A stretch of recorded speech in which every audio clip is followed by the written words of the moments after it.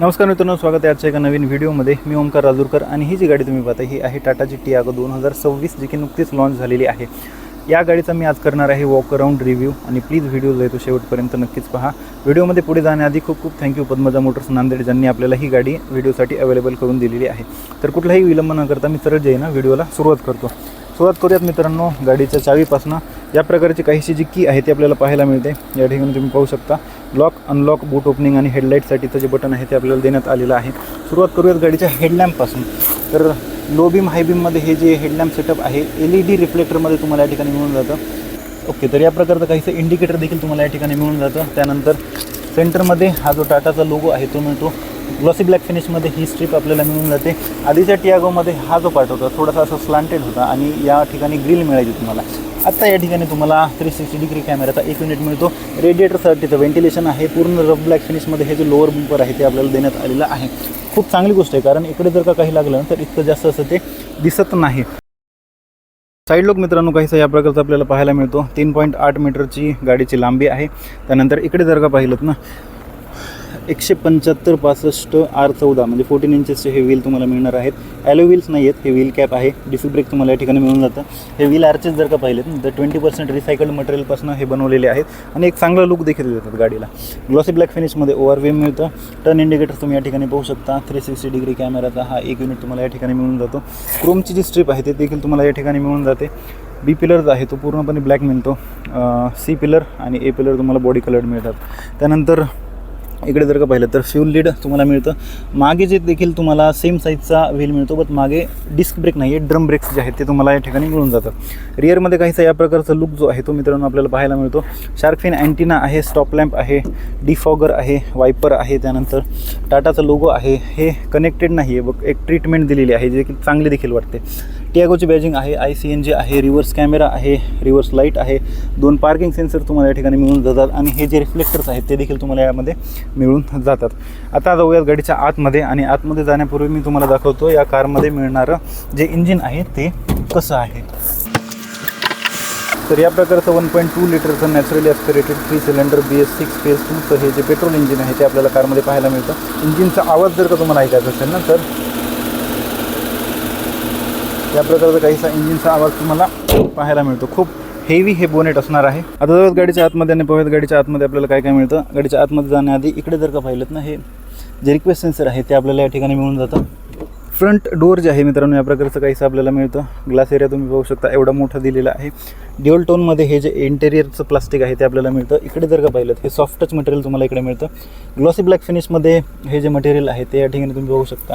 Windows lock अनलॉकचं button आहे. 4 power Windows आहेत. Handle जर का पाहिलं तर सिल्वर ग्लॉसी फिनिशमध्ये हे आपल्याला देण्यात आलेलं आहे. त्यानंतर लॉक अनलॉकचं बटन या ठिकाणी तुम्ही पाहू शकता. हे जे आहे हार्ड प्लास्टिक आहे, बट प्लास्टिकची जी क्वालिटी आहे ती देखील चांगली या ठिकाणी तुम्हाला मिळून जाते. या प्रकारचं काहीसं जे डॅशबोर्ड आहे मित्रांनो ते आपल्याला पाहायला मिळतं. आता जाऊयात गाडीच्या आतमध्ये. तर असं काहीसं जे डॅशबोर्ड आहे फ्रेश लुकसोबत आपल्याला पाहायला मिळतं. स्टेअरिंग व्हील या प्रकारचं काहीसं आहे. 2 स्पोक आहे. मॅट ब्लॅक फिनिशमध्ये इनबिल्ट लोगो देखील या ठिकाणी पाहायला मिळतो. स्टेअरिंग माउंटेड कंट्रोल्स आहेत. या सगळ्या बटन्सनी तुम्ही ही स्क्रीन कंट्रोल करू शकता आणि या सगळ्या कंट्रोल्सनी तुम्ही ही जी MID आहे मल्टी इन्फॉर्मेशन डिस्प्ले हे कंट्रोल करू शकता.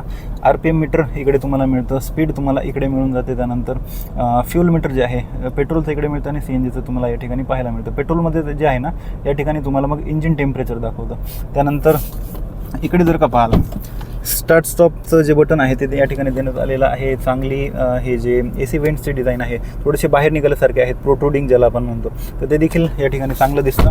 इकडे पाहिलं तर हेडलाईट आणि इंडिकेटरचे कंट्रोल आहेत. लेफ्ट साईडला वॉशर आणि वायपरचे कंट्रोल्स आहेत. इकडे जर का पाहिलं तर 10.25 इंचची ही जी टच स्क्रीन आहे मोठी ती आपल्याला पाहायला मिळते.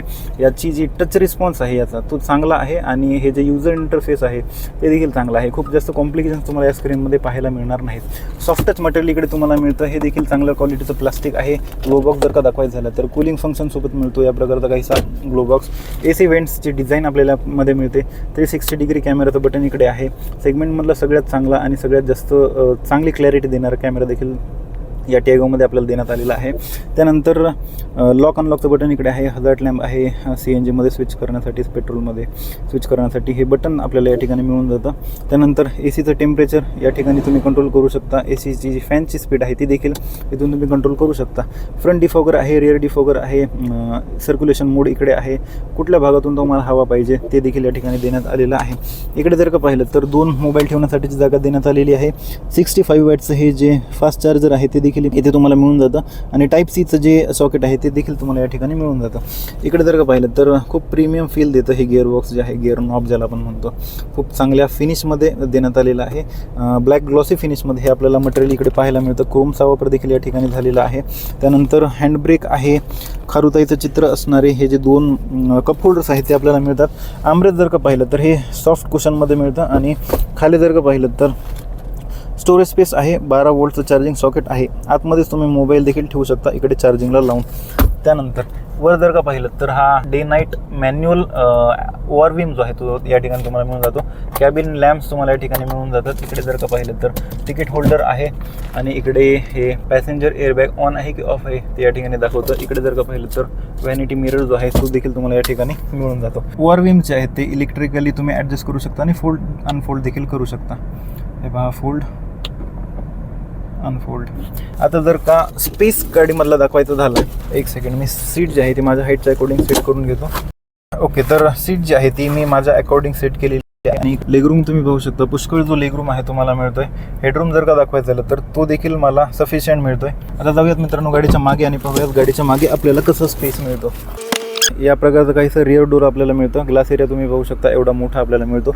सेम ड्युअल टोन जसं समोर मिळतं तसं मागे पण मिळतं. सॉफ्ट टच फॅब्रिक इकडे देण्यात आलेलं आहे, ग्लॉसी ब्लॅक फिनिशमध्ये आहे. पॉवर विंडोचे कंट्रोल्स इकडे आहेत. सिल्वर ग्लॉसी ब्लॅक फिनिशमध्ये हँडल आहे. लॉक अनलॉकचं बटन आहे. चांगल्या क्वालिटीचं प्लास्टिक देखील या ठिकाणी तुम्ही पाहू शकता. 1 लिटरची बॉटल जी आहे त्यासाठी स्टोरेज स्पेस दिलेला आहे. त्यानंतर स्पीकर्सची जागा इकडे देण्यात आलेली आहे. या प्रकारच्या काहीशा सीट्स ज्या आहेत त्या तुम्हाला पाहायला मिळतील. सेम जशा पुढे आहेत तशाच तुम्हाला फॅब्रिक सीट्स जे आहे ना ते मागे पण मिळतील. इथं जर का पाहिलं, आता जाऊयात गाडीच्या आतमध्ये.